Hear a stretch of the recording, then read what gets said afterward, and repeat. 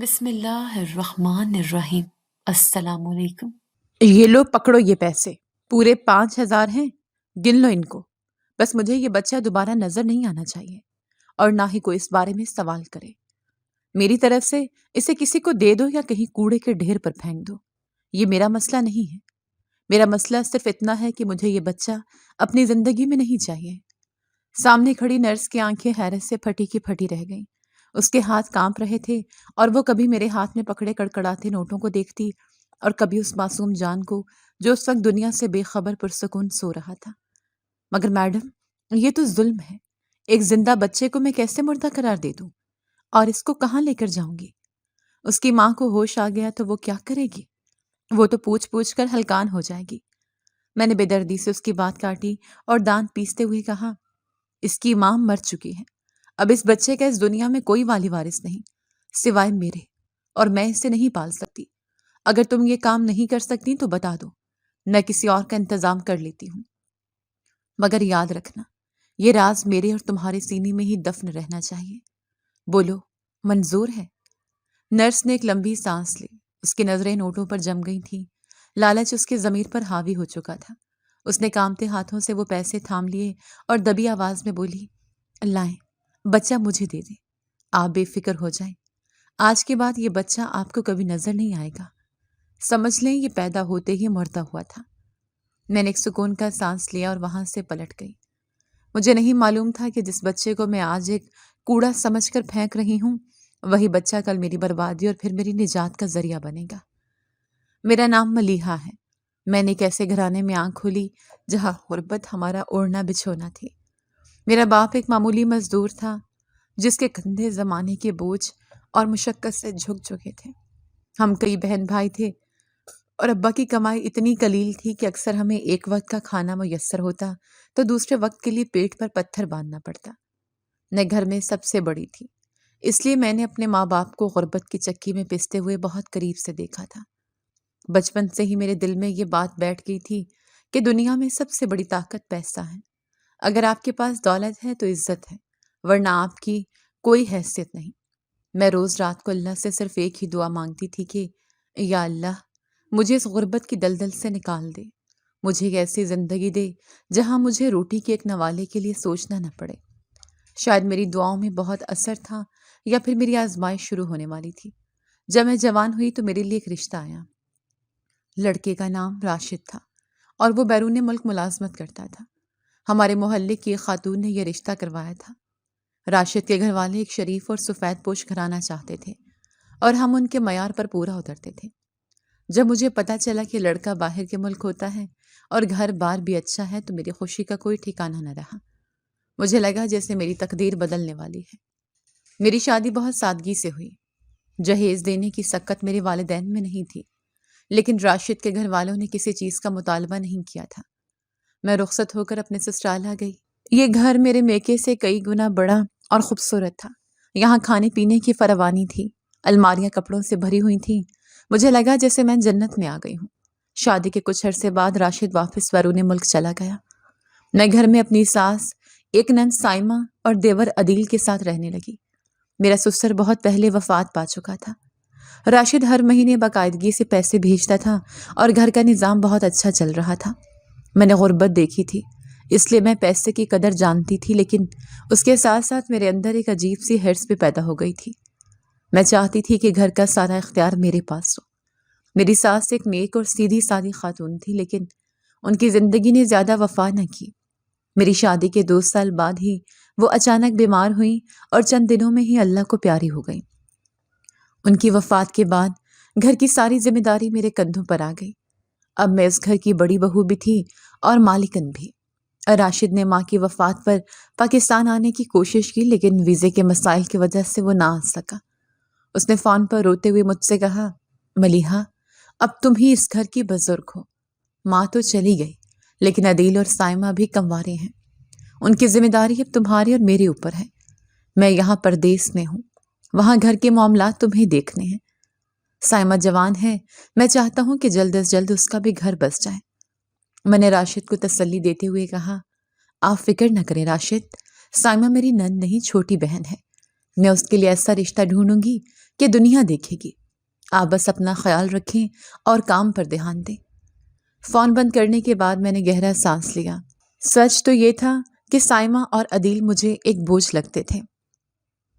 راشد جو بھی کماتا تھا اس کا بڑا حصہ ان دونوں کی ضروریات پر خرچ ہوتا تھا۔ مجھے لگتا تھا یہ دونوں میرے اور میرے بچوں کے حق پر ڈاکہ ڈال رہے ہیں۔ ابھی میرے بچے چھوٹے تھے لیکن میں ان کے مستقبل کے لیے بہت کچھ جمع کرنا چاہتی تھی۔ میں نے فیصلہ کر لیا کہ سائمہ کی شادی جلد از جلد کروا دوں تاکہ ایک ذمہ داری سر سے اترے۔ میں نے محلے کی رشتہ کرانے والی ماسی کو بلایا اور اس سے کہا کہ کوئی اچھا اور کھاتا پیتا گھرانہ ڈھونڈے۔ کچھ ہی دنوں میں ماسی ایک رشتہ لے کر آئیں۔ لڑکا اپنا کاروبار کرتا تھا اور گھر بار بھی اچھا تھا۔ میں نے زیادہ چھان بین کرنے کی ضرورت محسوس نہیں کی کیونکہ مجھے بس سائمہ کو رخصت کرنے کی جلدی تھی۔ میں نے راشد کو فون پر بتایا تو وہ بھی راضی ہو گیا۔ بس پھر کیا تھا، چٹ منگنی پٹ بیاہ ہو گیا۔ میں نے سائمہ کی شادی دھوم دھام سے کی تاکہ محلے میں میری ناک اونچی رہے۔ سب نے میری بہت تعریف کی کہ بھابھی ہو تو ایسی جس نے ماں بن کر نند کو رخصت کیا۔ سائمہ رخصت ہو کر اپنے گھر چلی گئی اور میں نے سکھ کا سانس لیا۔ اب گھر میں صرف میں، میرے بچے اور دیور عدیل رہ گئے تھے۔ عدیل زیادہ تر وقت گھر سے باہر دوستوں میں گزارتا تھا، اس لیے وہ میرے لیے زیادہ مسئلہ نہیں تھا۔ زندگی اپنی روانی میں چل رہی تھی۔ راشد 2 سال بعد چھٹی پر پاکستان آیا۔ وہ بہت خوش تھا کہ میں نے گھر کو اتنے اچھے طریقے سے سنبھالا ہوا ہے۔ ہم نے بہت اچھا وقت گزارا۔ راشد کے آنے سے گھر میں مزید رونق ہو گئی۔ اس نے میرے اور بچوں کے لیے ڈھیروں تحفے لائے تھے۔ مجھے اپنی خوش قسمتی پر ناز ہونے لگا۔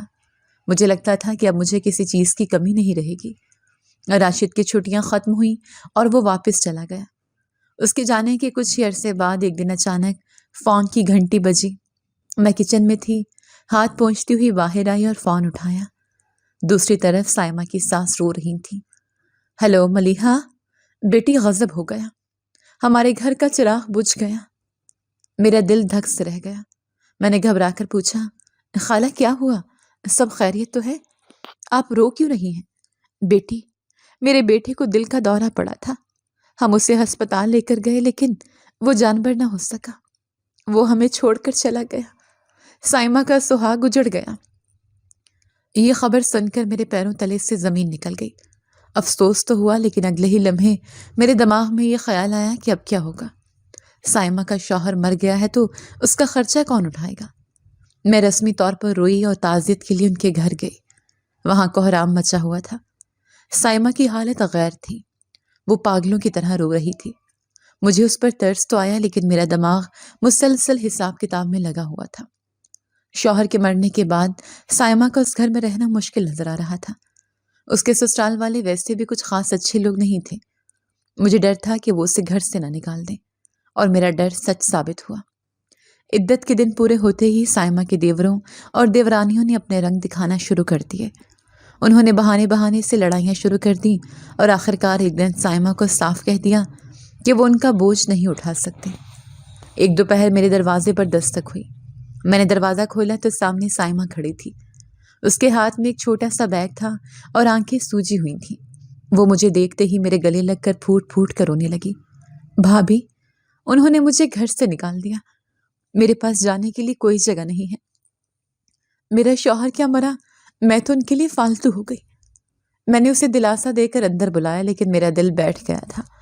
مجھے اسے دیکھ کر یہی محسوس ہوا کہ اب اس کا بوجھ مجھ پر پڑنے والا ہے، کیونکہ اس کے تمام تر اخراجات میرے شوہر کے ذمہ ہوں گے۔ میرے اپنے بچے تھے، میں چاہتی تھی میرا شوہر جو کمائے صرف میرے بچوں پر خرچ کرے۔ میں نے بڑی مشکل سے چہرے پر ہمدردی سجائی اور اسے بٹھا کر پانی پلایا۔ سائمہ، تم فکر مت کرو، یہ تمہارے بھائی کا گھر ہے۔ جب تک راشد تمہیں کسی چیز کی کمی نہیں ہوگی تم آرام کرو۔ منہ سے تو میں نے کہہ دیا لیکن اندر ہی اندر میں کڑ رہی تھی۔ رات کو میں نے راشد کو فون کیا اور سارا ماجرا بتایا۔ راشد بہت دکھی ہوا اور اس نے سختی سے کہا، ملیحہ، خبردار جو تم نے سائمہ کو کچھ کہا، وہ اب ہماری ذمہ داری ہے۔ اس کا شوہر نہیں رہا تو کیا ہوا، اس کا بھائی ابھی زندہ ہے، اسے کسی چیز کی تکلیف نہیں ہونی چاہیے۔ میں نے جی اچھا کہہ کر فون رکھ دیا لیکن غصے سے میرا برا حال تھا۔ میں کمرے میں ٹہلنے لگی۔ ابھی ایک بیٹی رخصت کی تھی کہ وہ بیوہ ہو کر واپس آ گئی۔ اب ساری زندگی اسے پالنا پڑے گا۔ یہ سوچ سوچ کر میرا خون کھول رہا تھا۔ کچھ دن تو خاموشی سے گزر گئے، لیکن پھر ایک اور دھماکہ ہوا۔ سائمہ کی طبیعت کچھ خراب رہنے لگی تھی۔ میں اسے ڈاکٹر کے پاس لے کر گئی تو ڈاکٹر نے معائنے کے بعد جو خبر سنائی اس نے میرے ہوش اڑا دیے۔ مبارک ہو، آپ کی نند امید سے ہے۔ میں پتھرائی ہوئی آنکھوں سے ڈاکٹر کو دیکھنے لگی۔ مبارک ہو؟ کس بات کی مبارک؟ یہ تو مصیبت کے اوپر ایک اور مصیبت تھی۔ گھر واپس آتے ہوئے میں نے گاڑی میں سائمہ کی طرف دیکھا جو اپنی ہی سوچوں میں گم تھی۔ مجھے اسے دیکھ کر شدید غصہ آیا۔ میں خود پر قابو نہ رکھ سکی اور طنزی انداز میں بولی، لو جی، خود تو آئی تھی، ساتھ میں ایک اور بوجھ لا رہی ہو۔ کیسے ہم ان دونوں کے بھی اخراجات اٹھائیں گے؟ اور راشد اکیلا جان کہاں کہاں خرچ کرے گا؟ سائمہ نے چونک کر میری طرف دیکھا۔ اس کی آنکھوں میں آنسو تیرنے لگے۔ بھابی، یہ تو میرے مرحوم شوہر کی نشانی ہے، اللہ کا دیا ہوا تحفہ ہے۔ آپ ایسا کیوں کہہ رہی ہیں؟ تحفہ نہیں، آزمائش کا ہو۔ اب اس بچے کی پیدائش کا خرچہ، پھر اس کے دودھ، دوائیوں اور کپڑوں کا خرچہ سب راشد کی کمائی سے ہی جائے گا نا؟ تمہارے سسرال والوں نے تو ہاتھ کھڑے کر دیے ہیں۔ سائمہ خاموشی سے رونے لگی۔ اس نے کوئی جواب نہیں دیا، لیکن اس کے آنسو میرے دل کو پگلانے میں ناکام رہے۔ میں گھر پہنچی تو میرا موڈ بہت خراب تھا۔ جیسے جیسے دن گزرتے گئے میرا غصہ ہر روز بڑھنے لگا۔ سائمہ بیچاری ڈری سہمی رہتی۔ وہ گھر کے کام کاج میں میرا ہاتھ بٹانے کی کوشش کرتی، لیکن میں ہر بات پر اسے ٹوکتی اور طعنے دیتی۔ میں جان بوجھ کر راشد سے اس کی شکایتیں لگاتی کہ وہ اپنا خیال نہیں رکھتی، وہ بیمار رہتی ہے، اس پر بہت خرچہ ہو رہا ہے۔ لیکن راشد ہر بار یہی کہتا کہ اللہ مالک ہے، تم بس اس کا خیال رکھو۔ وقت گزرتا گیا اور آخر کار وہ دن آ گیا۔ سائمہ کے 9 مہینے پورے ہو چکے تھے۔ اسے درد ذہ شروع ہوا۔ میں بے دلی سے اسے لے کر ہسپتال پہنچی۔ نند لیبر روم میں تھی، لیکن میرا ذہن صرف اس کے اور اس کے بچے کی طرف تھا۔ اب خرچے بڑھیں گے، ابھی تو ہسپتال کا خرچہ دینا تھا، پھر آگے کا سوچ کر میرا سر چکرا رہا تھا۔ میں ویٹنگ روم میں بیٹھی بار بار گھڑی دیکھ رہی تھی۔ دل میں دعائیں نہیں بد دعائیں تھیں۔ کاش یہ مصیبت ٹل جائے، کاش کوئی ایسا معجزہ ہو جائے کہ جان چھوٹ جائے۔ تھوڑی دیر بعد لیبر روم کا دروازہ کھلا۔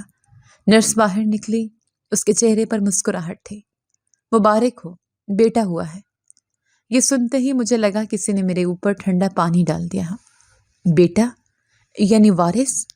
اب تو یہ بچہ سائمہ کے سسرال والوں کے لیے بھی اہم ہو سکتا تھا، لیکن وہ تو اسے چھوڑ چکے تھے۔ مطلب یہ مکمل طور پر ہمارے گلے پڑنے والا تھا۔ میں ابھی اپنی سوچوں میں ہی گم تھی کہ نرس کے چہرے کے تاثرات اچانک بدل گئے۔ وہ دوبارہ تیزی سے اندر بھاگی۔ اندر سے ڈاکٹروں کی بھاگ دوڑ کی آوازیں آنے لگی۔ میرا دل زور زور سے دھڑکنے لگا۔ کچھ گڑبڑ تھی۔ کچھ ہی دیر بعد ڈاکٹر باہر آئی۔ اس کا چہرہ اترا ہوا تھا۔ ہم بہت معذرت خواہ ہیں، مریضہ کو بچانا ہمارے بس میں نہیں رہا۔ اچانک خون کا بہاؤ بہت تیز ہو گیا تھا اور دل کی دھڑکن بند ہو گئی۔ وہ اس دنیا سے رخصت ہو گئی۔ مجھے لگا میں کوئی خواب دیکھ رہی ہوں۔ سائمہ مر گئی؟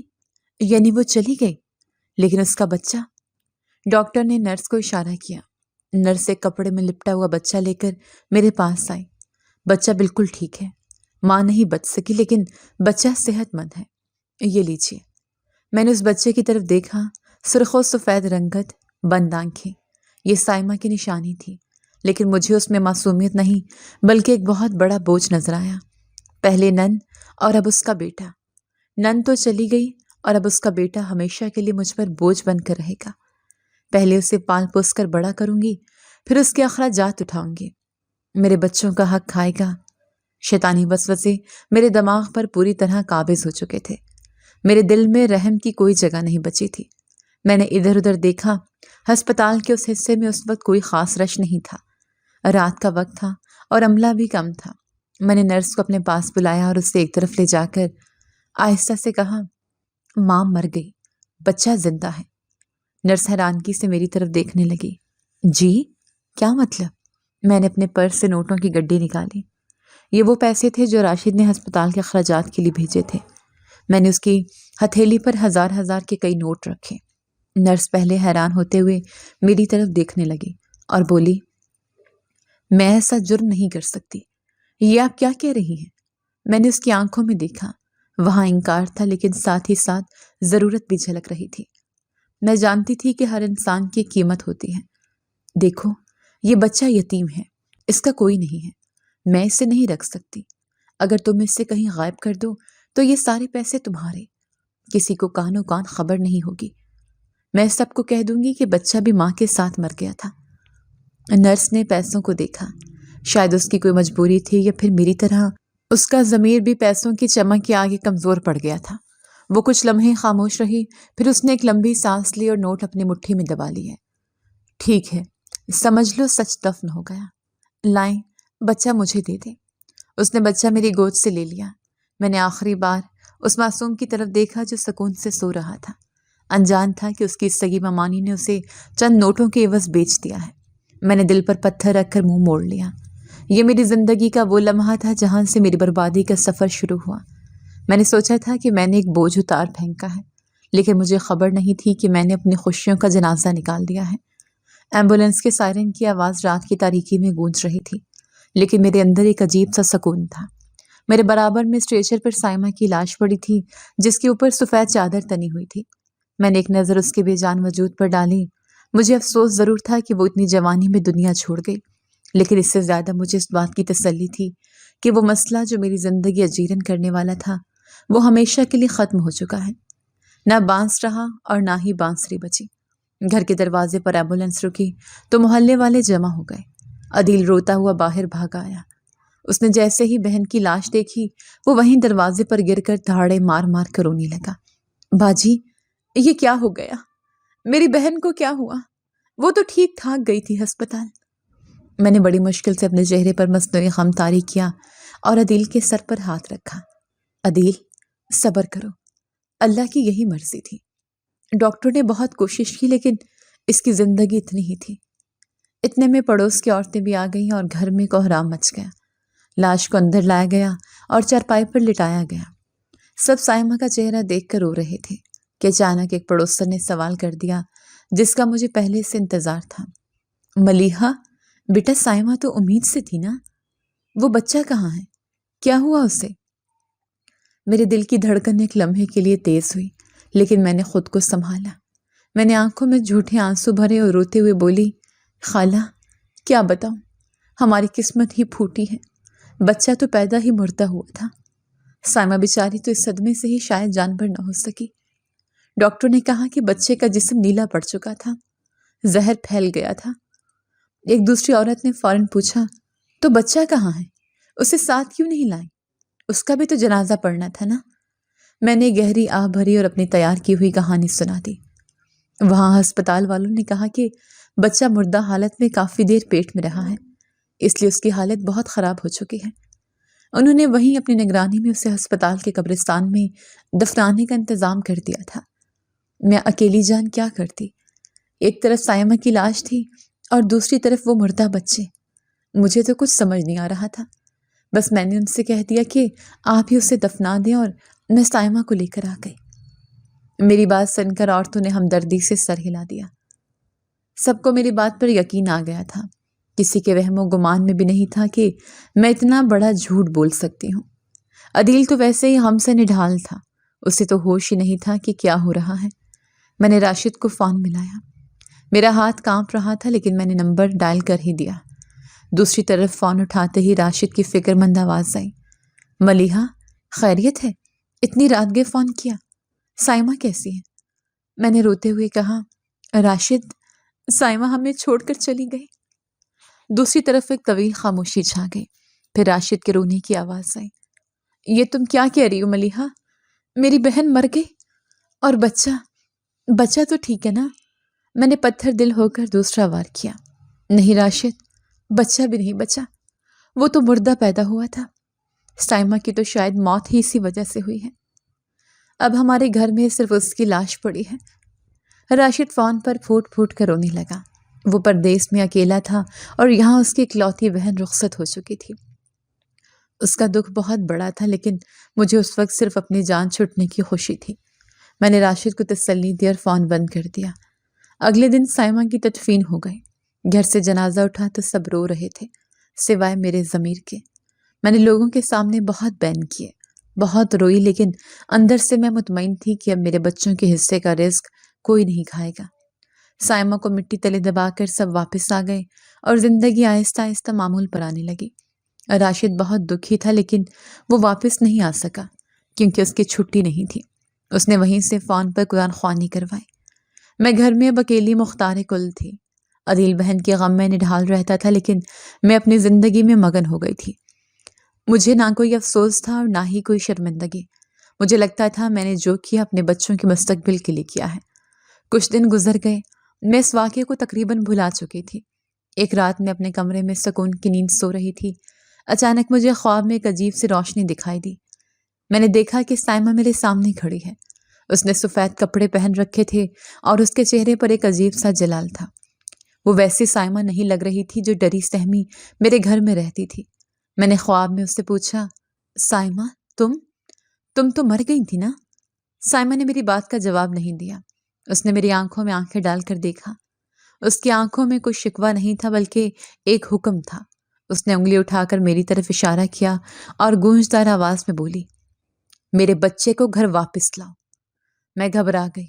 کون سا بچہ سائمہ؟ وہ تو مر گیا تھا۔ سائمہ کی آواز مزید سخت ہو گئی۔ جھوٹ مت بولو ملیحہ، تم جانتی ہو وہ زندہ ہے۔ تمہارے خیال میں وہ بچہ کوئی عام بچہ تھا؟ وہ عام بچہ نہیں تھا۔ اگر وہ نہ آیا تو یہ گھر کبھی چین نہیں دکھے گا۔ جاؤ اور اسے لے کر آؤ۔ میں نے ڈر کر پیچھے ہٹنے کی کوشش کی، لیکن میرے پاؤں من بھر بھاری ہو گئے۔ سائمہ میرے قریب آئی اور میرے کان میں سرگوشی کی، میرا بچہ واپس لاؤ ورنہ سب ختم ہو جائے گا۔ میں ایک چیخ مار کر اٹھ بیٹھی۔ میرا پورا جسم پسینے میں شرابور تھا۔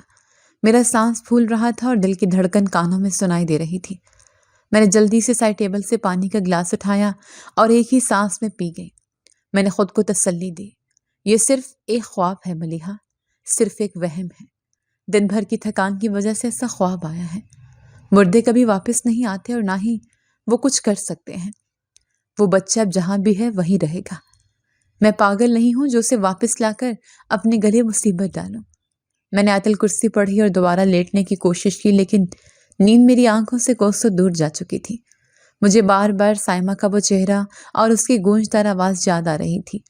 صبح ہوئی تو میں نے خود کو مصروف کر لیا تاکہ رات کا وہ خوفناک منظر بھول سکوں، لیکن یہ صرف ایک رات کی بات نہیں تھی۔ اگلی رات پھر وہی ہوا۔ جیسے ہی میری آنکھ لگی سائمہ پھر میرے خواب میں آ گئی۔ وہی سفید کپڑے، وہی حکم اور وہی لہجہ، میرے بچے کو واپس لاؤ ملیحہ، ابھی بھی وقت ہے۔ میں پھر چیخ کر اٹھی۔ اب یہ سلسلہ روز کا معمول بن گیا۔ میں ڈر کے مارے سونے سے گھبرانے لگی۔ میرے آنکھوں کے گرد سیاہ ہلکے پڑنے لگے۔ میں چڑچڑی ہو گئی۔ عدیل اور بچے مجھ سے بات کرنے سے کترانے لگے۔ میں کسی کو یہ بات بتا بھی نہیں سکتی تھی، کیونکہ اگر میں بتاتی تو میرا جرم سب کے سامنے آ جاتا۔ ابھی میں ان خوابوں کے عذاب سے گزر ہی رہی تھی کہ حقیقت میں بھی مشکلات نے سر اٹھانا شروع کر دیا۔ ایک شام راشد کا فون آیا۔ اس کی آواز میں شدید پریشانی تھی۔ ملیحہ، بہت برا ہوا، یہاں کمپنی میں کچھ مسئلہ ہو گیا ہے۔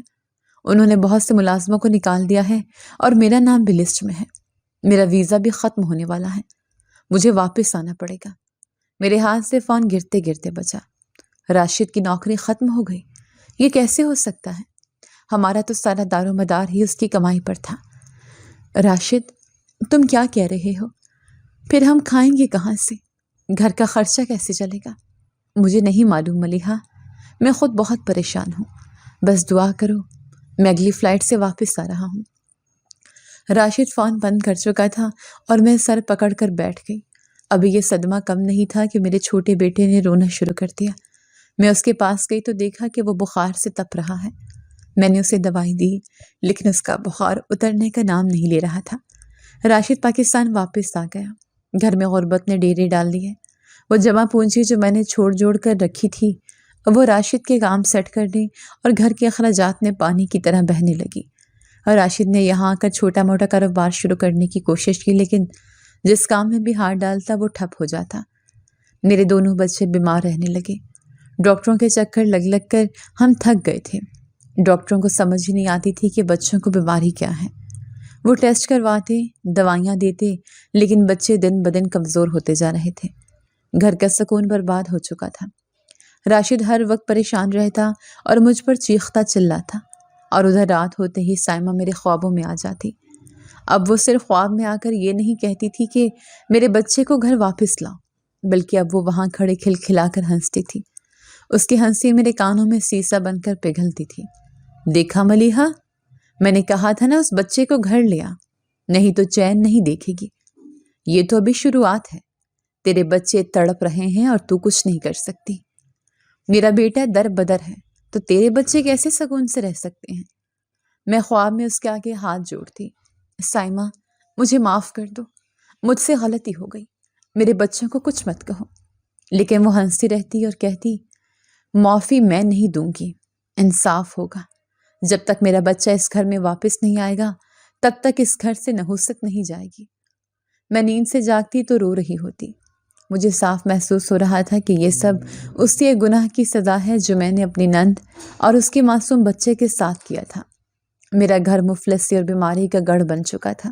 میں دیکھ رہی تھی کہ میرا ہنستا بستا گھر اجڑ رہا ہے۔ میرے شوہر کے پاس دوائیوں کے پیسے تک نہیں بچے تھے۔ ہم دانے دانے کو محتاج ہونے لگے تھے۔ ایک رات جب میرے بیٹے کی حالت بہت بگڑ گئی اور ڈاکٹر نے جواب دے دیا تو میں ٹوٹ گئی۔ میں مزید اپنے ضمیر کے ساتھ نہیں لڑ سکتی تھی۔ میں نے فیصلہ کر لیا کہ اب چاہے جو بھی ہو جائے میں یہ راز اپنے سینے میں نہیں رکھوں گی۔ میں راشد کے پاس گئی جو سر جھکائے بیٹھا تھا۔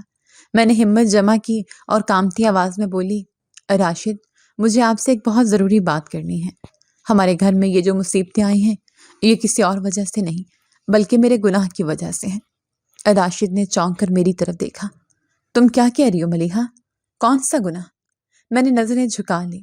سائمہ کا بچہ مردہ پیدا نہیں ہوا تھا، وہ زندہ تھا۔ میں نے جھوٹ بولا تھا۔ راشد اپنی جگہ سے اچھل کر کھڑا ہو گیا۔ اس کی آنکھیں غصے اور حیرت سے پھیل گئیں۔ اس نے آگے بڑھ کر میرے کندھے جھنجھوڑے۔ کیا بکواس کر رہی ہو تم؟ میرا بھانجا زندہ ہے تو تم نے اسے کہاں چھپایا؟ تم نے سب سے اتنا بڑا جھوٹ کیوں بولا؟ میں پھوٹ پھوٹ کر رونے لگی۔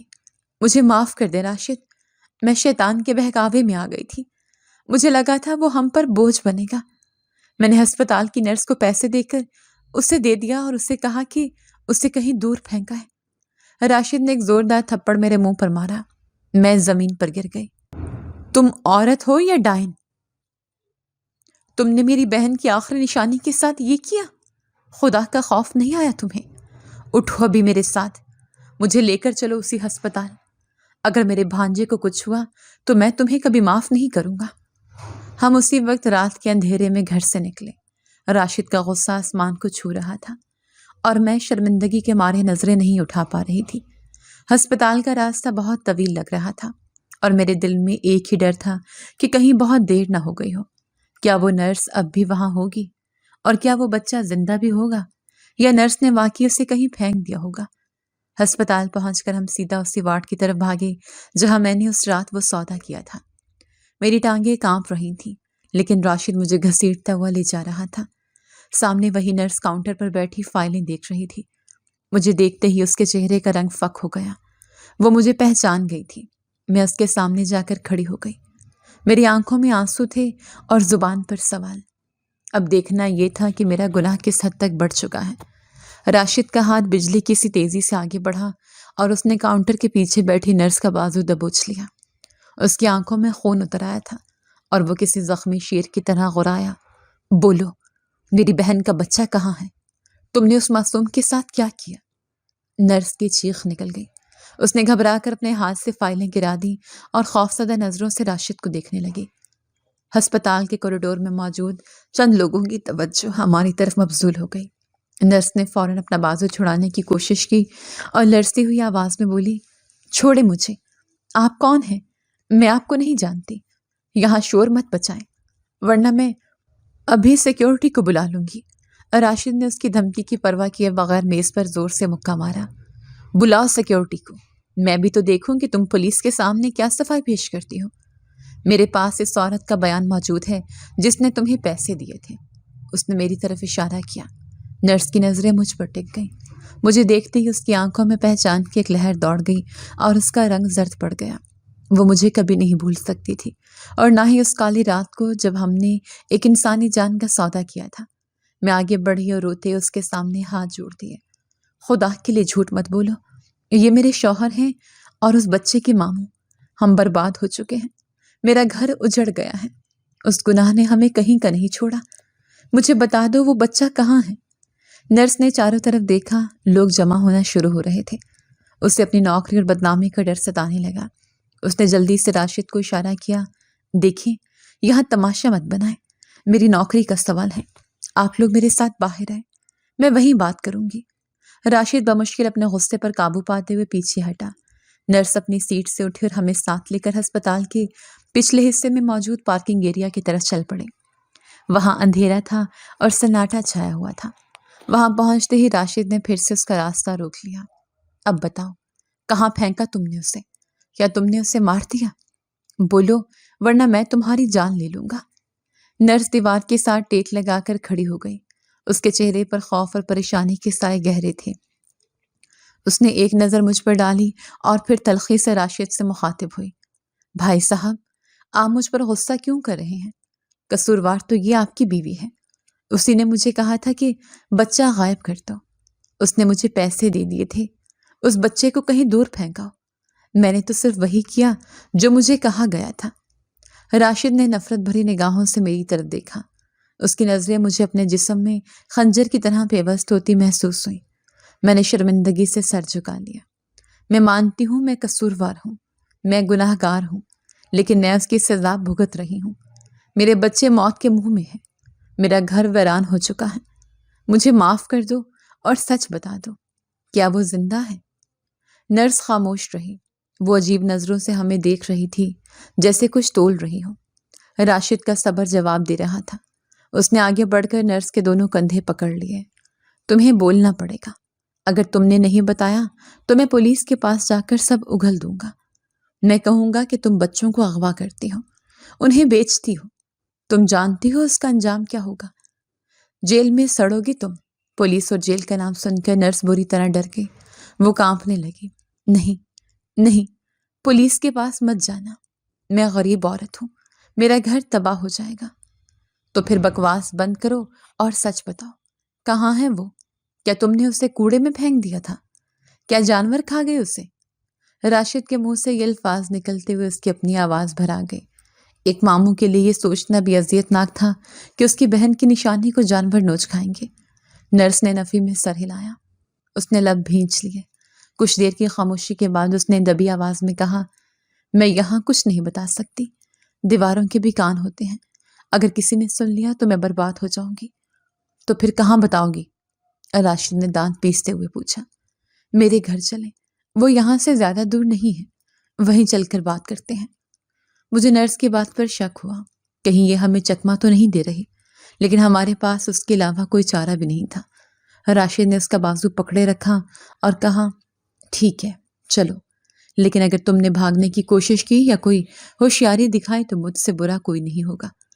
ہم تینوں ہسپتال سے نکلے۔ نرس نے رکشہ رکوایا۔ راشد نے اسے میرے ساتھ پچھلی سیٹ پر بٹھایا اور خود ڈرائیور کے ساتھ بیٹھ گیا۔ پورا راستہ خاموشی اور وحشت کا راج رہا۔ رکشہ شہر کی گلیوں سے گزرتا ہوا ایک غریب آبادی کی طرف بڑھ رہا تھا۔ میرے دل کی دھڑکنیں بے ترتیب تھیں، دماغ میں طرح طرح کے وسوسے آ رہے تھے۔ کیا وہ بچے کی قبر دکھانے لے جا رہی ہے، یا شاید وہ ہمیں اپنے کسی ساتھی کے پاس لے جا رہی ہے جو بچوں کا کاروبار کرتا ہے؟ سائمہ کا چہرہ بار بار میری آنکھوں کے سامنے آ رہا تھا۔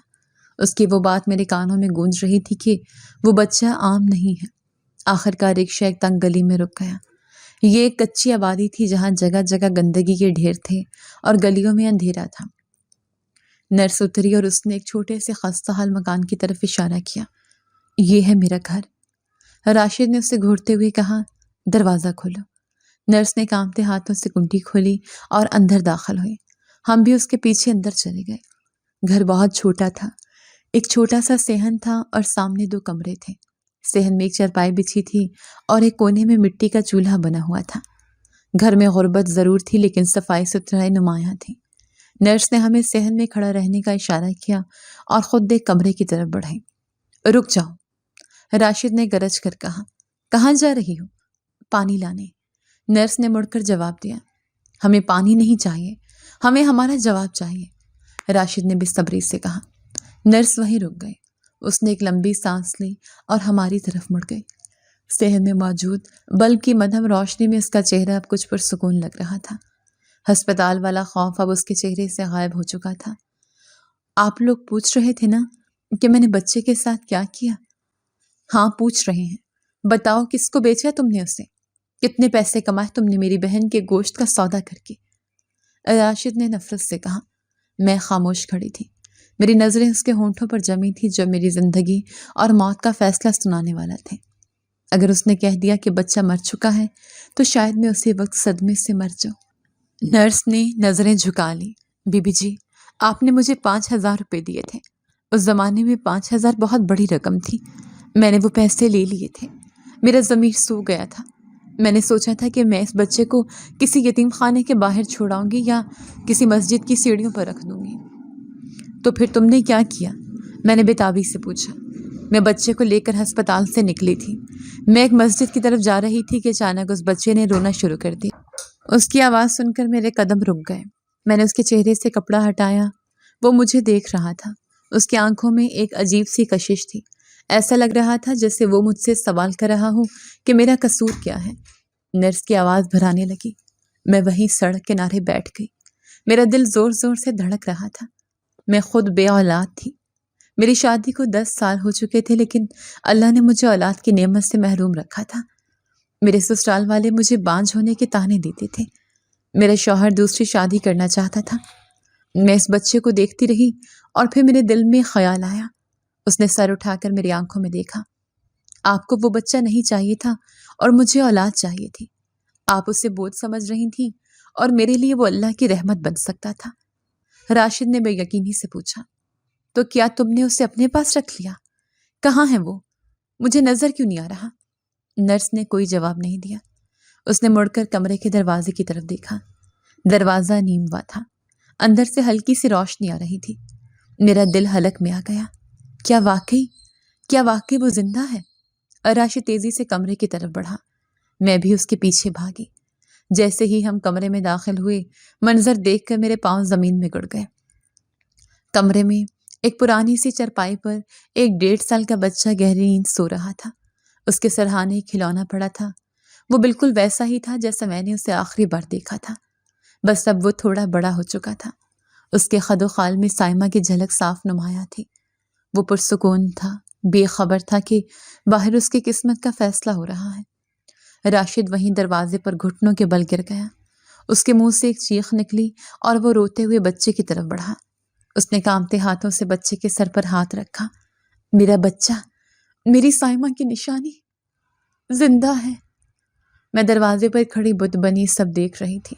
میری آنکھوں سے آنسوں کا سیلاب جاری تھا۔ یہ خوشی کے آنسو تھے یا ندامت کے، میں نہیں جانتی تھی۔ میں نے مڑ کر نرس کو دیکھا جو دروازے کی چوکھٹ پر کھڑی اپنی چادر کے پلو سے آنکھیں صاف کر رہی تھی۔ راشد نے بچے کو سینے سے لگا لیا۔ بچہ ہڑبڑا کر جاگ گیا اور رونے لگا۔ نرس فوراً آگے بڑھی اور بچے کو راشد سے لینے کی کوشش کی۔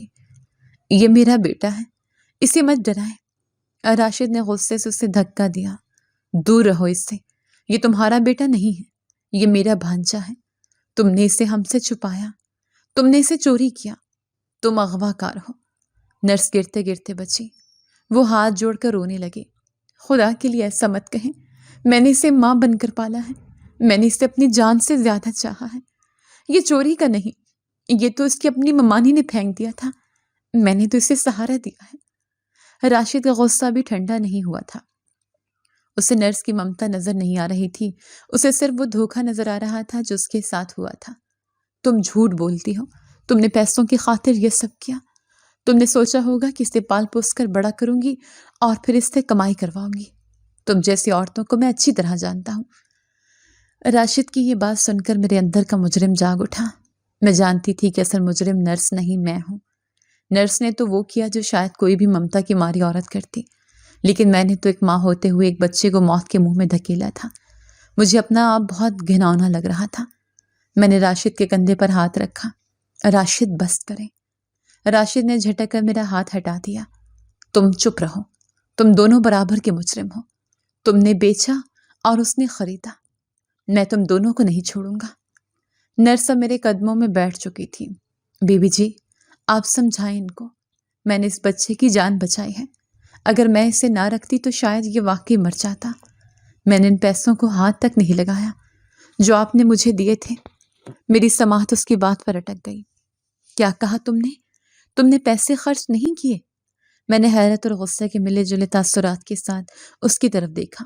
میرے ذہن میں وہ منظر گھوم گیا جب میں نے نوٹوں کی گڈی اس کے ہاتھ پر رکھی تھی۔ میں بولی، لیکن تم نے بھی تو پیسوں کی لالچ میں اس بچے کو مار دیا تھا۔ کہاں پھینکا تھا اس بچے کو؟ تم نے اس وقت مجھ سے سودا کیا تھا۔ نرس نے میری بات سن کر ایک پھیکی مسکراہٹ اپنے چہرے پر سجائی۔ وہ اٹھی اور کمرے کے کونے میں رکھے ایک پرانے سے ٹرنک کی طرف گئی۔ اس نے ٹرنک کھولا اور کپڑوں کی تہوں کے نیچے سے ایک پرانا اخبار میں لپٹا ہوا پیکٹ نکالا۔ وہ میرے پاس آئی اور وہ پیکٹ میرے سامنے کھول دیا۔ اس میں وہی 5,000 روپے تھے جو میں نے اس منحوس رات اسے دیے تھے۔ نوٹ پرانے ہو چکے تھے لیکن وہ ویسے ہی رکھے تھے جیسے میں نے دیے تھے۔ وہ بولی، میں نے تم سے پیسے ضرور لیے تھے لیکن وہ پیسے میں نے خرچ نہیں کیے اور نہ ہی میں نے تمہارے ان پیسوں کے بدلے اس بچے کی جان لی تھی۔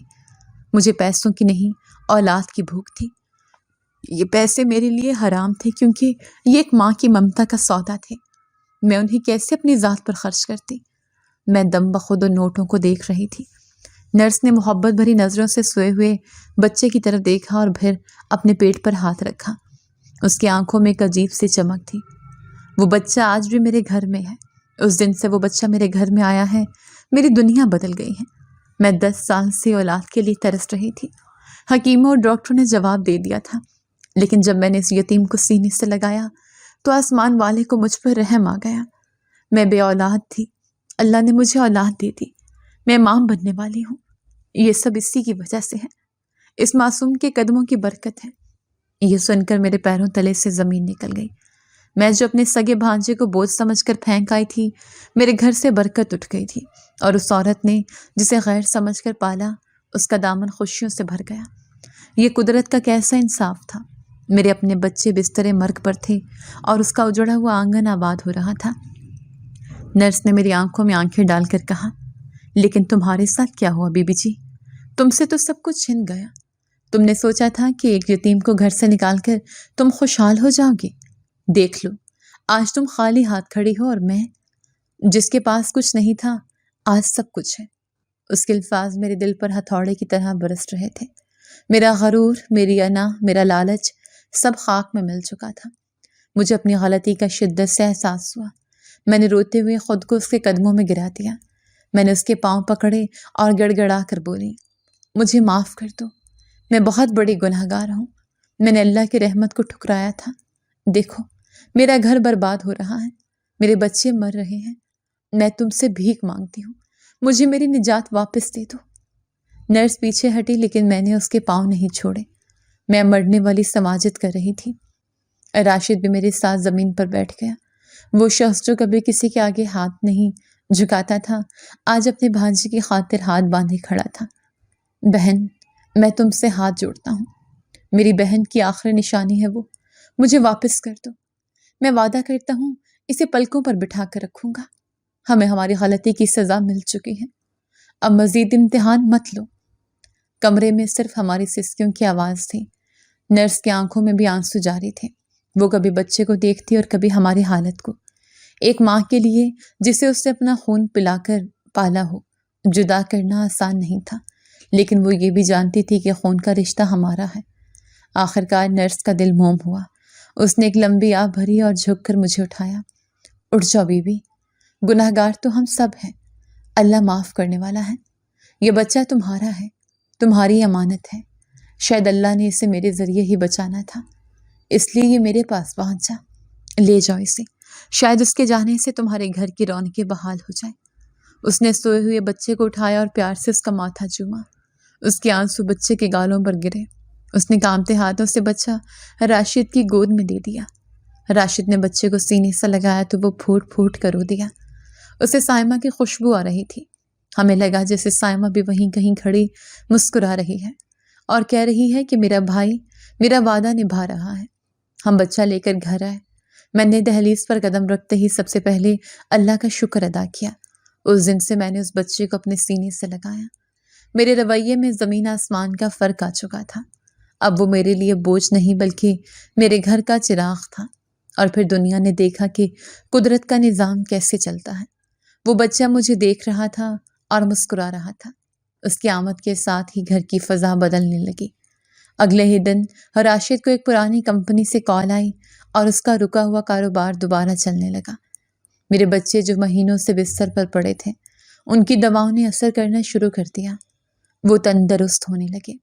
گھر سے بیماری اور نحوست کے سائے ایسے غائب ہوئے جیسے کبھی تھے ہی نہیں۔ سائمہ اب میرے خواب میں نہیں آتی تھی، لیکن میں جب بھی اس بچے کو دیکھتی، مجھے اس کی آنکھوں میں سائمہ کا عکس نظر آتا۔ میں نے اس کا نام احمد رکھا۔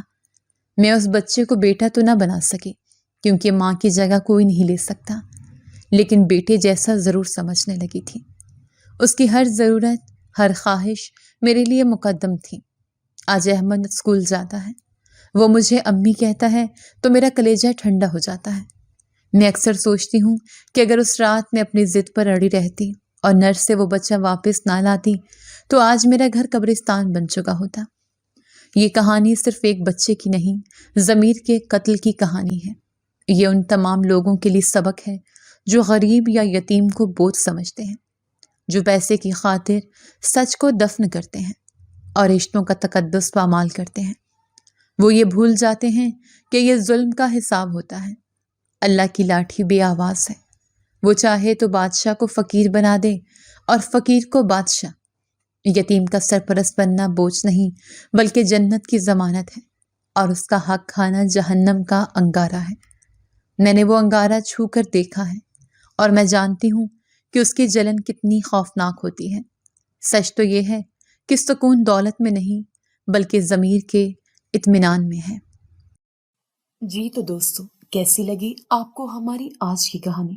اپنی رائے کا اظہار ہمارے کمنٹس باکس میں ضرور کیجیے گا، اور اگر آپ کو ہماری ویڈیو پسند آئی ہے تو کر لیجیے ہمارے چینل کو سبسکرائب، ویڈیو کو لائک اور بیل آئیکن لازمی پریس کر لیجیے تاکہ ہر نئی آنے والی ویڈیو کا نوٹیفیکیشن آپ کو بر وقت موصول ہو سکے۔